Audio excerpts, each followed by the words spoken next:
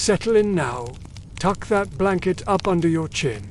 Tonight's tale is not about heroes or castles or even cozy cottages. No, tonight, Grandpa's got a different kind of bedtime story. We're going to Georgian London, a place where the streets were narrow, the fog thick as wool, and the living, well, not always the ones you had to worry about. It wasn't about treasure, no. It was bodies they wanted, fresh ones, still warm, if they were lucky. This story is about grave robbers, the ones who slipped through shadows at night with lanterns dimmed low, carrying shovels, sacks, and nerves made of string. I'll whisper it soft and slow, like a story you're not supposed to know. Because, believe it or not, robbing graves used to be a job. A grim, muddy, shame-soaked job. But a job all the same. Now, don't fret. Grandpa's not going to frighten you. Let's begin. Picture it. The year is 1826. London is growing, swelling. Really, like dough too long left in the pan. Streets twist like tree roots. Lampposts flicker with oil-fed flames. Horse hooves clatter against cobbles, slick with rain and worse. The air heavy with chimney smoke and something a bit sour. Now imagine you're poor, not just broke, properly, stomach growling, poor. You've got a sister with rickets, a mum who lost a toe to frostbite, and no work except mucking out the gutters for a halfpenny a day. He doesn't raise his voice. He doesn't have to. One night, in a pub darker than the ale, a man with yellow teeth says, "How'd you like to earn a sovereign in one night?" You lean closer. He says he's a... The law says only the bodies of executed criminals can be dissected. But criminals are in short supply, and students, hungry for bones, quiet-like, after midnight, in and out in less than 10 minutes. Not a priest, no, a body snatcher. Hospitals need bodies, for science, for anatomy lectures, and the law smells like vinegar and horse sweat. He doesn't smile, but he nods. So they pay. The fog lies thick and low, crawling over the tombstones like cats. Not for murder. Oh no, not yet. Just for digging. A thin-bladed shovel. You wear your oldest coat, the one that doesn't rustle when you move. You leave your boots behind. Too loud, bare feet in the slop and the frost. Sounds easy, but it's not. The soil clings to your shovel like it knows what you're doing. Your arms ache, your breath clouds. When the night begins, you borrow a sack, a crowbar. Hands folded, stitched neatly by a mourner who never imagined this. You meet your guide, a wiry man called Jemmy. You dig, he says. I'll watch. You reach Bunhill Fields just after 2. Not like meat, like pottery. Delicate, fragile, precious. No guard tonight. Or maybe he's drunk. Maybe paid off. Doesn't matter. Jemmy leads you to a new grave. The earth's still dark, still wet, still raw. And you begin. Let me tell you why. It's not like the story's digging is slow, hard, loud. Even when you try to be quiet, the girl's body will be found in the alley, dumped. The hospital will deny it ever paid. Then, thud, would you pry the lid. Carefully, you don't break it. The hospital pays more for fresh, undamaged stock. You don't steal the rings or clothes, either. Those bring the police. You just want the body. She's pale, young, still in her burial gown. You close your eyes, you lift. She's heavier than you thought. Not dead weight, just weight. Real, human, still warm from the earth. You wrap her in the sack. Jemmy nods go. Then the dawn comes slow. You return home soaked. Empty, bruised. You made no coin. The newspapers will print one short line. Another grisly scene in Clockenwell. Likely the work of body snatchers. You know this one. It leads to Clockenwell. You sleep, not well, not proud, but alive. You're in their turf, their grave. For now, and then everything goes wrong. A dog barks. A second one joins. You freeze. A light, far off, bobbing. A lantern, Jemmy curses. You run. Your legs slip on the mud. The sack thumps your back. You hear shouts. Stop a shot. Not close, not far. You duck into an alley. But someone's there. Not a guard, a rival, two of them, dressed the same. Shovels in hand. They don't want the body. They want you gone. They grab. You swing. It's chaos. Eventually, Jemmy hauls you away, hissing curses. You don't remember dropping the sack, but it's gone. Now, not all grave robbers were thieves in the shadows. Some of them wore fine coats, tall collars, laced gloves. Some even had degrees, signed in ink and Latin, hanging above mahogany desks. This next tale is about one such man. His name, Mr. Josiah Clench, a surgeon of no small repute, with a silver watch in his pocket and a reputation that walked 2 steps ahead of him. Not a charlatan, no. He knew the body like a book. He was a quiet star, but like all readers of forbidden texts, he had his obsessions, and one day, that obsession wore a bonnet and boot. The student years when Mr. Clench was a young man, barely past 20, he attended St. Bart's Hospital. Back then, London's medical schools were hungry, ravenous, really, for knowledge. They devoured the body, bone by bone, vein by vein. But the legal supply was scarce. So many doctors learned anatomy not from inked diagrams, but from stolen corpses. In the curve of her ribs, he imagined a dancer. His lectures became longer, his notes more detailed. He refused to let her body be divided among the students. Josiah was different. Though he didn't flinch. He didn't look away. He stayed late. He wrote notes no one asked for. And one winter, the resurrectionists brought in a girl. He was assigned her dissection. About 17, blonde curls still damp from the grave. Her tag read, unnamed, foundling died of consumption. Josiah asked no questions, but he hesitated, not out of fear, not out of guilt. Performed the first ligation of a carotid artery in Holborn. He began sketching imagined versions of her, dancing, laughing, alive, saved the governor's nephew from a ruptured spleen. His fame spread out of familiarity. A woman in Georgian finery, golden hair piled high. The caption underneath said simply, "Study in obsession begins." Josiah found her face in his dreams. In the curl of her fingers, he saw she is a perfect study, he told the professors. A full specimen. Entire weeks passed. Eventually, the matron insisted, the girl must be interred. Even if anonymously, her remains could not stay on the slab forever. Josiah relented, but he remembered. He knew those teeth. The years rolled forward. He dreamed of the girl. He became a surgeon, a respected one. But still, he drew her from memory. Her bones, her face. He even gave her a name. Lydia. Lydia Clench, he sometimes called her under his breath. His housekeeper once found a portrait on his desk. She never asked who it was. And then the visitor one summer night, long after Mr. Clench's hands had begun to tremble, there was a knock at his door. A boy stood there, thin, pale, holding a parcel, not dug that week, old, almost yellowed smooth. I was told to bring this to you, a gift. Inside the parcel, a skull, not a recent one.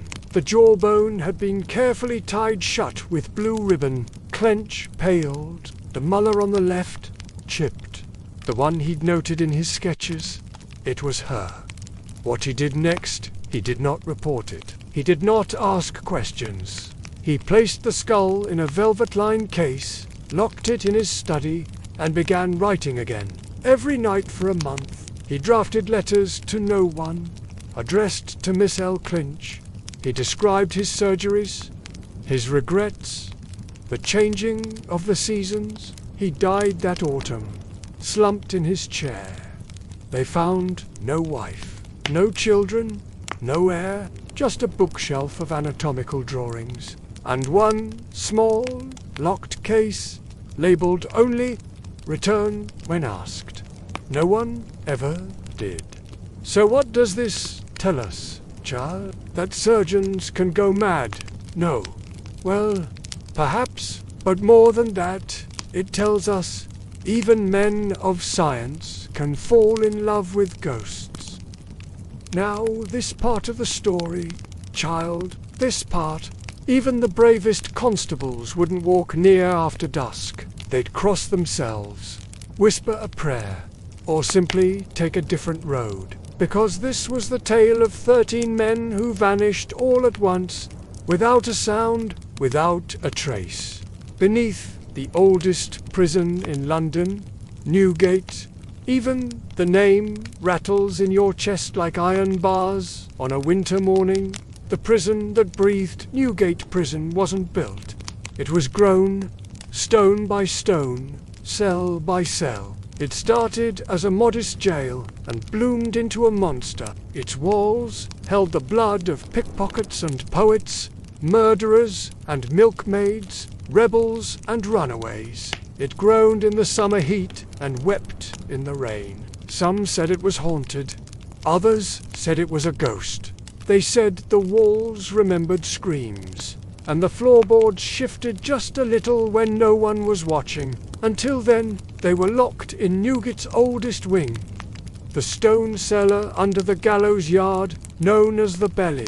The 13 men, the constable found them mid-dig, fighting over a newly buried corpse, drunk, bloodied, and too loud for their own good. Now the story goes like this. In 1802, a group of grave robbers, 13 in all, were arrested during a botched heist at St. Mary's Churchyard. They were sentenced to stand trial. That's where things started to go wrong. The final night on the 7th night of their stay, during a hard rain, the jailer came down to check on them. He unlocked the gate, called into the dark. No answer. He lit his lantern and stepped inside. The cell was empty, not just of men, but of air. The room felt stinner, like it had been vacuumed clean. The shackles were still bolted to the walls, their chains coiled neatly, untouched. There were no signs of escape, no dug tunnels, no broken stones. The window had never opened. The door hadn't been forced. 13 men gone. The whisper after that, strange things began. The guards stopped checking the Belly at night. A priest was brought in to bless the room. He left after 20 minutes and wouldn't speak a word of what he saw. The new prisoners placed in the Belly said they heard breathing. They found, buried in the warden's office, an old, dust-choked ledger. In it were the names of the 13 men. Not loud, not angry, just soft, regular. Sometimes it came from the walls. Sometimes ... from the floor beneath the cot. Someone had written a symbol. Not letters, not numbers, just 13 identical, spiraling marks, like snails. Or closed eyes, and always in groups of 13. 13 breaths. Inhale, exhale, inhale, exhale, one by one. The new inmates asked to be transferred. He was found a month later, in a field in Essex, building a circle of stones. A forgotten ledger years later. After Newgate was closed and scheduled for demolition, a team of surveyors were sent in. But beside each name, the ink had not faded. It was darker than all the rest, Others think they found a way into something darker, older under London's bones. No one could explain it. No one tried.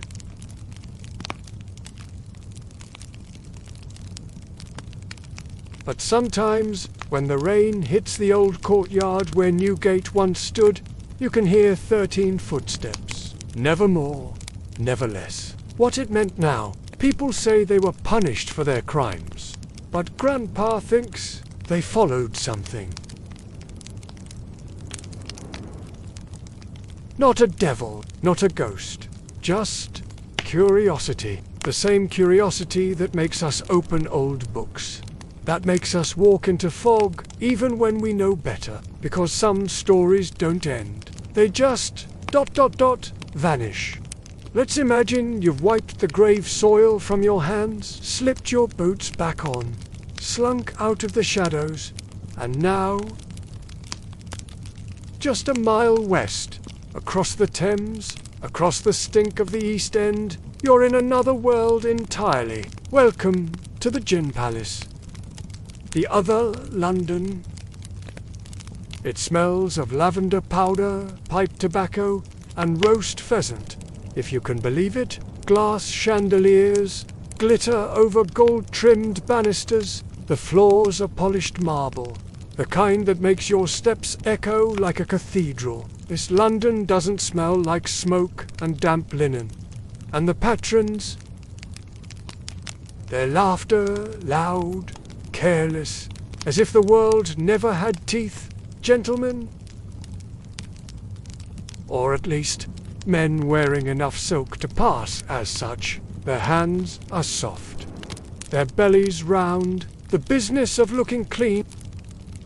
While the poor were scraping shillings in the mud, the wealthy had turned mischief into theatre. Oh no, they were collectors, gamblers. Their crimes were velvet draped and perfume.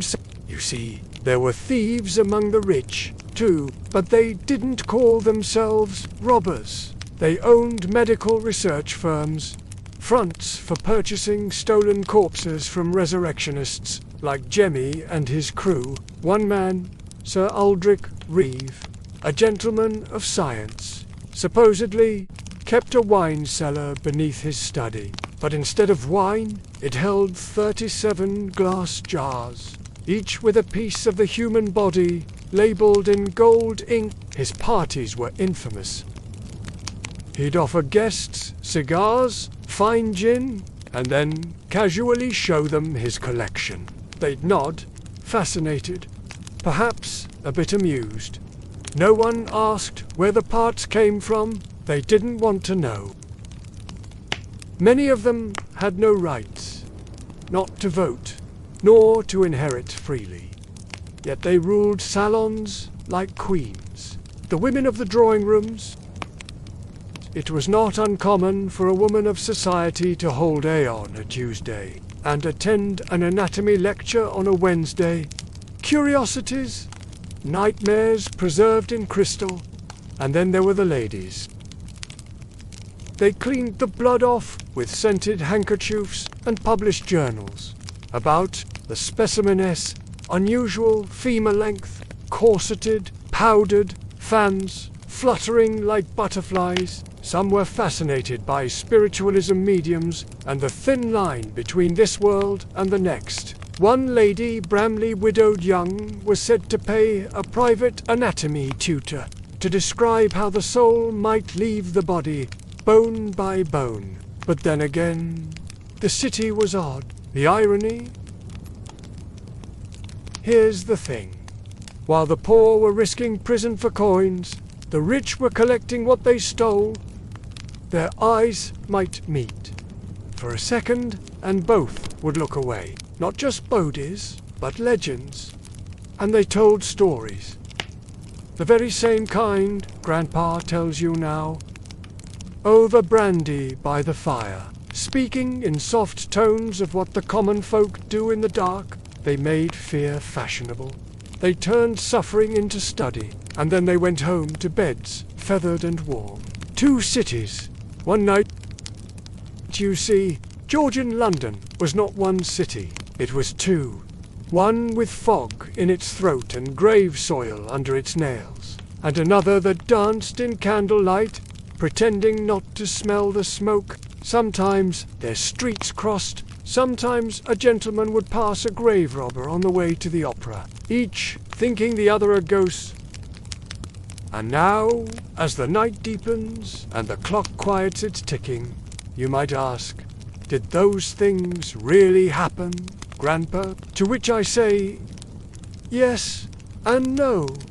The names are buried, the truth's lost in smog, but the rhythm of that old world still hums beneath London's bricks. Every bone once dug now rests again, and the lanterns of the resurrectionists have long gone out, but somewhere, maybe under a pub or behind a wall of books, a jar still sits on a shelf, a bone still waits in velvet, and a story, like this one, stirs softly in the dark. Sleep now, little one, the dead won't mind, and Grandpa knows the rest.